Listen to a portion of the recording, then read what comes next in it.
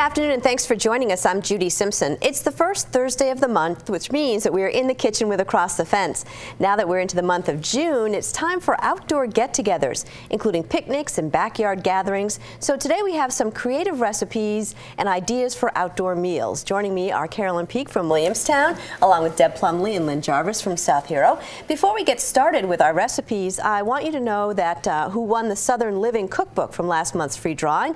Well, the lucky winner is Jean Murray from Sudbury, Vermont. Our congratulations to Jean, and our thanks to all of you who entered the drawing. Jean, you'll be receiving your cookbook by mail any day now. Well, back in March, Lynn traveled to Tupelo, Mississippi to visit the birthplace and home of Elvis Presley. This is the small two-room house where Elvis grew up in the most modest of circumstances. He lived here for 13 years, and then the Presley family moved to Memphis, where Elvis began his remarkable career. While Lynn was in Tupelo, he got these cookbooks at the museum, and he's going to make Elvis's favorite pecan pie recipe later in the show. And for this month's free drawing, you can win a copy of the cookbook, From Elvis's Kitchen to Yours. I'll have all the details coming up. Wouldn't mind having a copy of that cookbook. I think it sounds wonderful. Yeah. All right, well, Deb, I know you have a few recipes, so you can get us started. Excellent. Well, summer equals picnics, family time, and easy recipes. This pink blueberry lemonade, I'm just going to tilt it a little bit here, whips up quickly and is the perfect thirst quencher. Mix a small amount of water with sugar and a few blueberries. Cook in the microwave for about a minute until the sugar dissolves. Add some lemon juice and water to make a quart and let cool. The blueberries that have already cooked will infuse the lemonade with a lovely pink color. Very thirst quenching. Pour into glasses, add some additional blueberries, and serve. Now these BBTs, which stand for basil, bacon, and tomato sandwiches, whip up quickly as well. You add a little bit of basil pesto to your mayonnaise, put that on your sliced bread, add a round of tomato slice, some crumbled bacon, and top with a little bit of fresh basil. I used a 2-inch cookie cutter to get these perfect circles for my bread. You could use triangles if you wanted to, but these are super easy. They're wonderful, easy to pack along on a picnic, a nice variation of the traditional BLTs. Now, my mother-in-law, Judy Plumley, was famous for her German potato salad, and this is great for a picnic because it's meant to be served warm and it does not need refrigeration. Cook about 2 pounds of Yukon Gold potatoes in salted boiling water until just tender. Let cool. While they're cooling, cook a ½ pound of bacon, chopped up, until nice and crisp. Drain the bacon and leave about 2 tablespoons of the fat in your pan, and then saute onions and celery until translucent. Mix in some cider vinegar, mustard, sugar, and a little bit of salt, and stir that until it just begins to thicken. Put your cooled sliced potatoes in a bowl and top with the dressing, and then serve it with some fresh parsley. I always think of Judy whenever we have this recipe. Now, it would not be a picnic without some sweet treats. And we have Liz Pecor of Moncton, Vermont, to thank for this great recipe, her strawberry rhubarb bars. Brown sugar, flour, butter, and a few other ingredients are cut together in a mixing bowl to make a nice crumb topping. Reserve about a cup of it. Take the remaining crumb topping and press it into a 13 by 9 pan. You'll then want to cook some cut up rhubarb with water, cornstarch, sugar, and some vanilla until thickened. Just before it's thickened though, you want to add in a cup of cut up strawberries. Stir that all together, put on top of the crumb topping you've pressed in the pan, sprinkle the additional crumb topping on, and bake for about 25 minutes. This makes a panful, and oh, they are so good. I hope everybody gives this one a try, and I want to thank Liz Pecor for sharing this great recipe. Now, my last recipe came from the back of a Hershey's baking cocoa tin. It dates back from the 70s, and they're called Honey Bear Brownies. They're sweetened with honey and a little bit of sugar, and you use baking cocoa, of course, which gives it a nice, delicate flavor. These are a moist, cake-like cookie that, again, are perfect for picnics. I think they would be good served with maybe some homemade ice cream on top. And Carolyn, I have to say, whatever that meringue dish is, that has certainly caught my eye. Okay, well, It looks wonderful. that's what I'm going to finish with, so you can hear about it then. Have a piece later, maybe. Yes. Well, I've got a whole slew of things here that would be really good for picnics or family gatherings, whatever. I'm going to start with my viewer recipe. And this, excuse me, this is from Awilda Stowe of Colchester. It's a peanut butter and banana bread. And I bet you never thought of putting peanut butter into banana bread. I know I hadn't thought of it. And it's basically a standard banana bread recipe, but then you add 3/4 of a cup of peanuts, and there's brown sugar and white sugar in it, the various spices that you would normally use, and then you sprinkle chopped up peanuts on top. And I'm going to set a piece of this onto the plate to be ready for our meal, as I usually do. I got a frog in my throat this morning. I'm sorry, this afternoon, I mean. Now, this next one is really kind of fun. It's called coleslaw in a bag. And that's what you do. You put everything in fact, actually, it took 2 of the gallon-sized bags, so you're going to need a big plastic bag. But you put everything into a bag, and then you put your dressing into it, and just wiggle it around and get it all nicely coated. So that'd be something fun for the kids to do. It's your standard cabbage and cut up carrots and peppers, things that you would normally put into a coleslaw recipe or a cabbage salad. And then you put it into a bowl and you're all set to go. You can make this several days ahead. So, you've got it just kind of simmering in its juices. It's really good. Now, to go along with our meal, I have a pineapple pepper chicken. And I actually, I always tell you, make a recipe your own. I did that with this because it was originally done with whole chicken breasts. And I cut them up and cooked them in the slow cooker. If you're going to somebody's house for a meal, that's really good. They've got electricity. You'll be all set for that meal. And it's a nice tasting sauce and everything, nice and spicy and tangy. My next recipe is a picnic macaroni salad.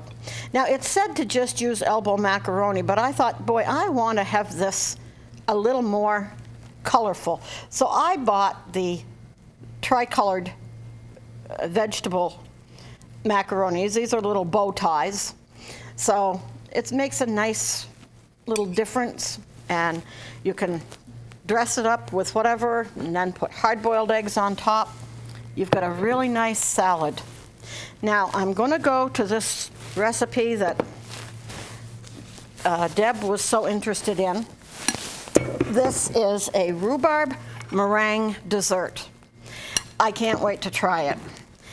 It's a base of just a cooked flour and sugar base. Then you put cut up rhubarb on top, and then the meringue on top of that. And I don't know, it looks pretty good to me. I think I want to sneak this off when I go and try it. Lynn, what have you got over there? Pretty good ones. We got a lot to do, so we better get moving on, haven't we? Yes, I think so. But you, I do have to tell you, I am meeting so many of our viewers all over the place. Great. Including, we were down at Dartmouth Hospital, and there was a lady there, and she said, "Oh, you're the lady from across the fence." Well, I have more to mention. Good. Yes, I always bring a list of you viewers that I'd like to thank, you loyal viewers, but We always run out of time, so I'm going to start with them today. So I want to begin with Phyllis Dimmick from Rutland, James and Misty Chase from our capital city, Montpelier, Joan King of Paulet, Sandy Aldrich up in West Burke, Jean Marceau of Winooski, who at 82 still loves to cook, Carmen Gale from Barrie, and Chris Mahoney from over in North Fayston. Please know that all your cards and notes are read and much appreciated. Now, my first recipe has a lot of your favorite picnic ingredients, so it's always very popular at outdoor get-togethers. Here it is. It's my bean and beef roundup. Now, it's easy to make. You combine your ground beef, onions, barbecue sauce, and baked beans, put it in a bowl like this, and top with flaky biscuits and shredded cheddar, and it is good. Cooks in about 25 minutes. This is also great for potlucks and church suppers. My next recipe is a nice complement to my roundup, and it comes from Carolyn Bourgeois of Vergennes, Vermont. It's her cornbread salad. Now, I knew I was going to like this salad when I saw it because I'm a big fan of cornbread, and it is delicious. In a large bowl, you mix the cornbread, pinto beans, tomatoes, corns, peas, shredded cheddar, romaine lettuce, and bacon. Carolyn says she uses the Hidden Valley Light Ranch dressing, but I think any dressing would work quite well. So here it is, something that I hope you'll try, and Carolyn says she gets many compliments on this, and I'm sure you will as well. Now, if you don't have the time to put all this together, here's something that's a little bit easier with just 4 ingredients. It's my strawberry and cream salad. Now, what you do is mix strawberry jello, fresh or frozen strawberries, and sliced bananas. Pour half of it into your dish like you see here and let it set. Once it's set, you put your low-fat sour cream over that, and then put the rest on top and let it stay in the refrigerator until it's ready to serve. Then it travels very well in a cooler, or enjoy it right there at home. This is a nice little strawberry banana salad.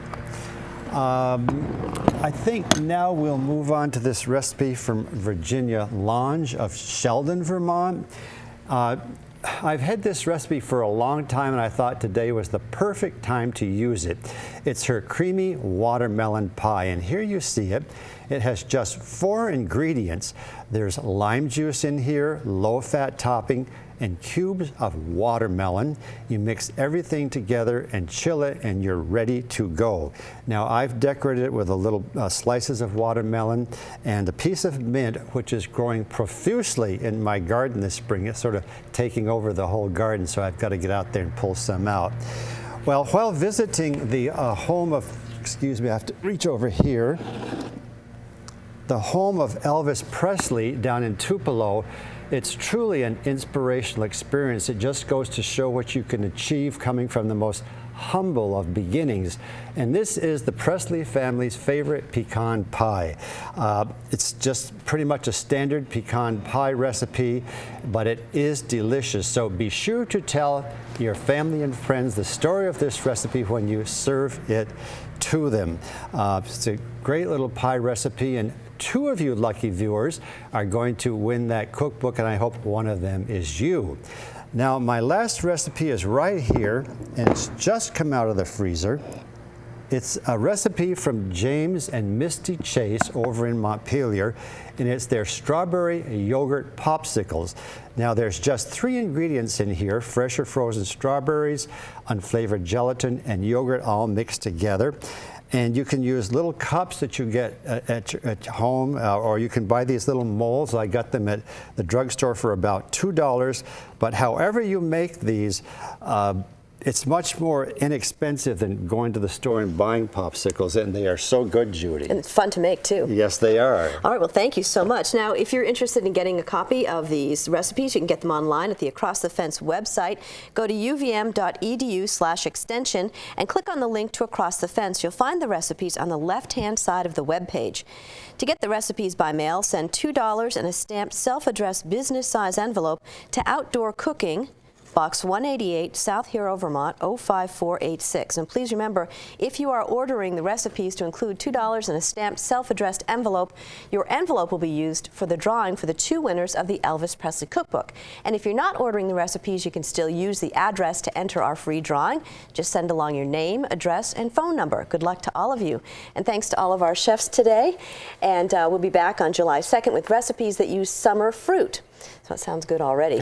All right, in closing, a toast with Deb's Blueberry Lemonade to all you dads out there for Happy Father's Day, which is coming up on June 21st. And we'll see you again next time on Across the Fence. Cheers. Cheers. Cheers.